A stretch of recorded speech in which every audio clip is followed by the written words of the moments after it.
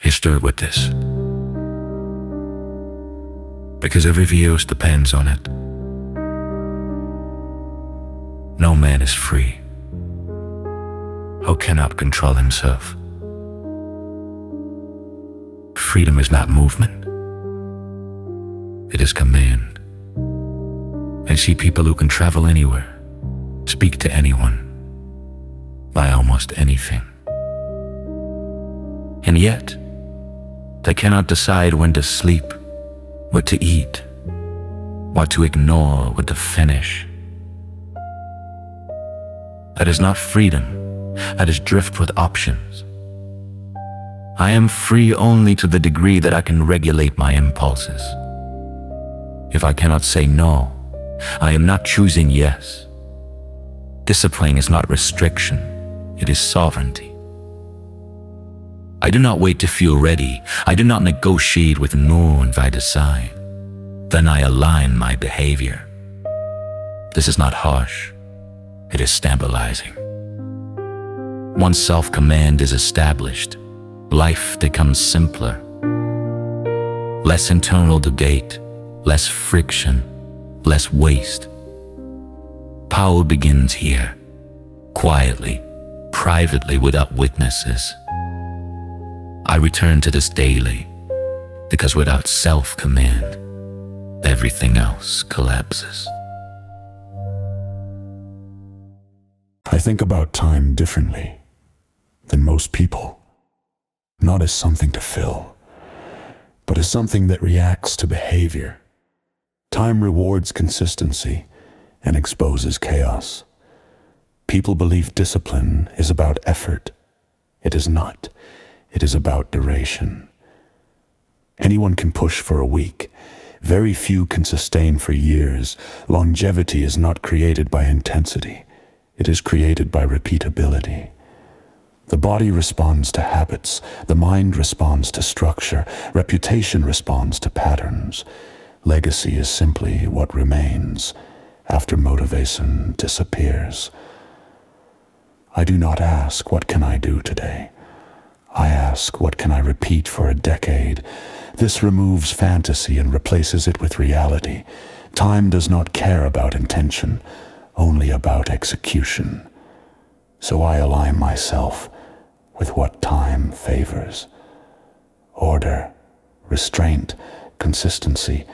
This is how strength compounds quietly, while others reset again and again. Most people misunderstand identity. They think it is something they feel or something they declare. It is neither.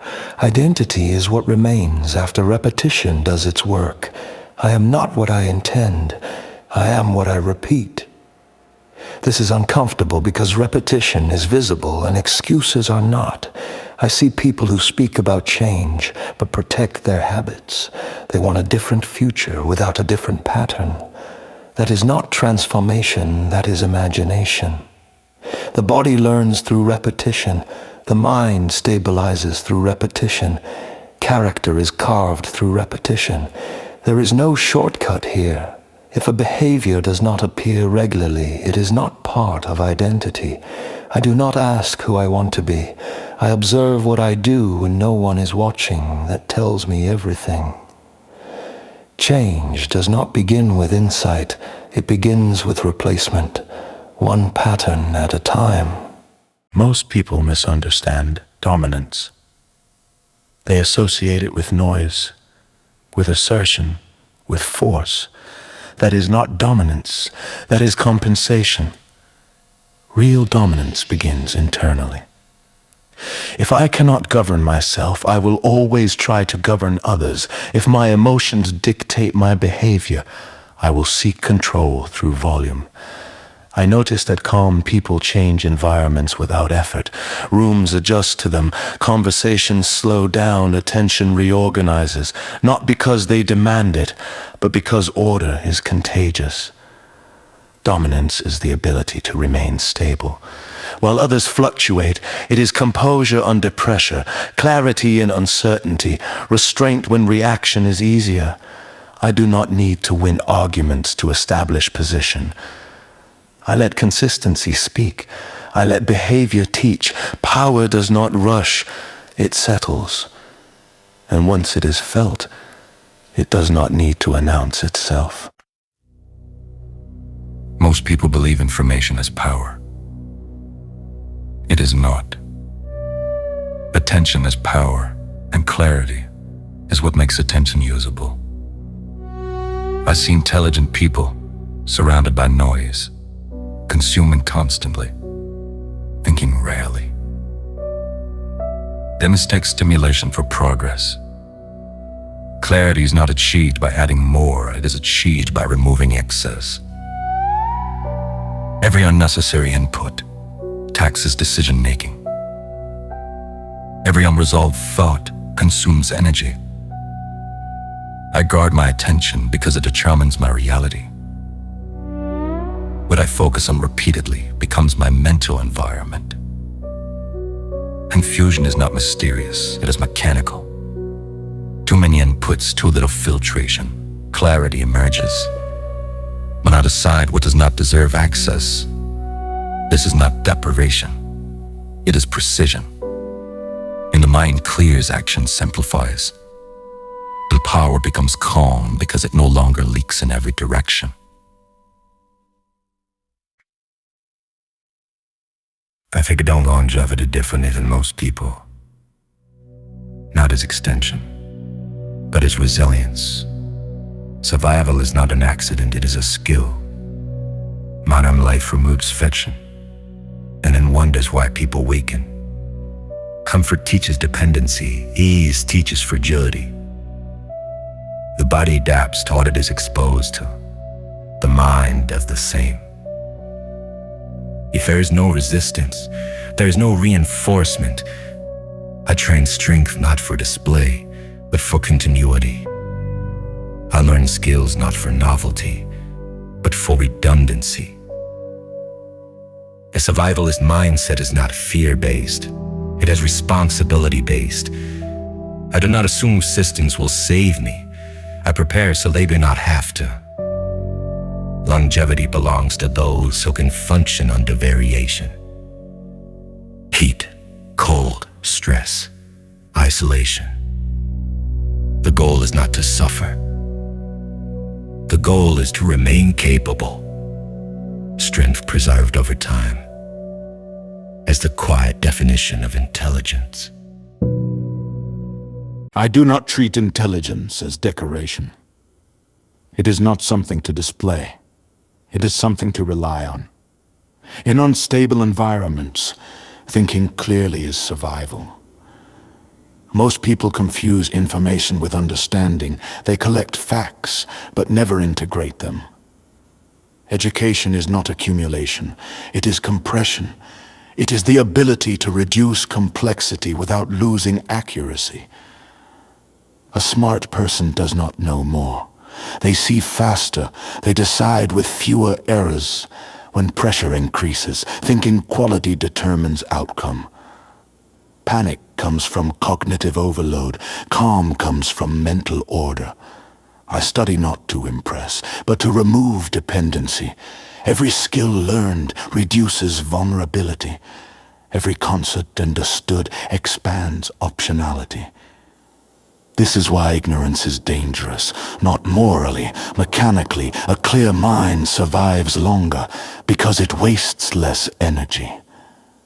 Thinking is not passive. It is active. Defense.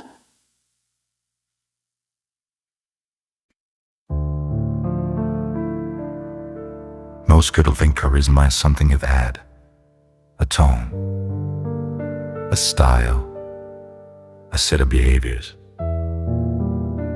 It is not. Charisma is what remains when nothing is forced. Presence comes from internal alignment, not from technique. I notice that the most influential people are not trying to influence. They are regulated. They are grounded. They are consistent. And that consistency creates gravity. People lean toward what feels stable. Charisma is not stimulation. It is coherence.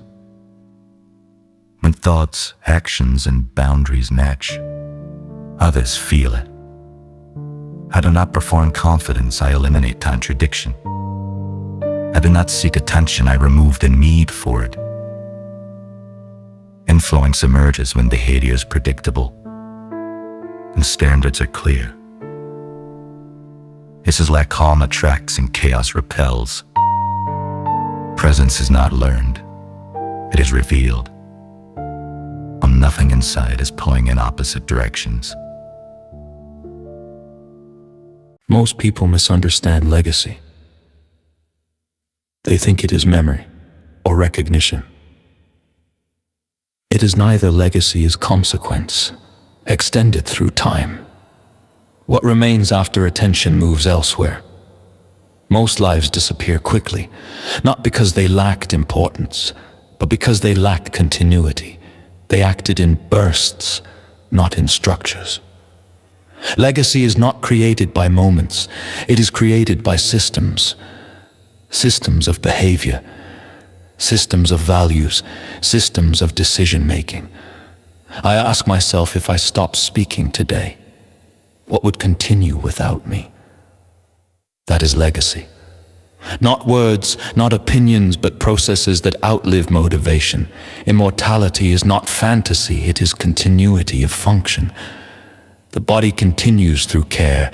The mind continues through contribution. Ideas continue through structure. Most people vanish from consequence because nothing they do compounds. I aim to be useful across time, not impressive in the present. This is how something remains when everything else fades. Most people think immortality means not dying. That is a shallow interpretation. Nothing that matters avoids decay. What matters is what continues to function. Immortality is not permanence of form. It is persistence of effect. I am not interested in living forever if I cannot remain coherent. Longevity without discipline is just extended disorder. To last, I must align with what time preserves. Structure, adaptability, restraint. Time destroys what is brittle and compounds what is ordered. This applies to bodies, to minds, to ideas. If I want continuity, I must behave in ways that deserve it. I must care for the systems that carry me forward. Health is maintenance, not vanity.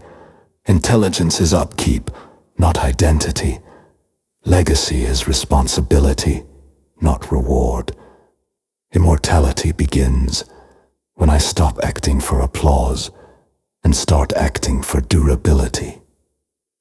What survives is what was built to last.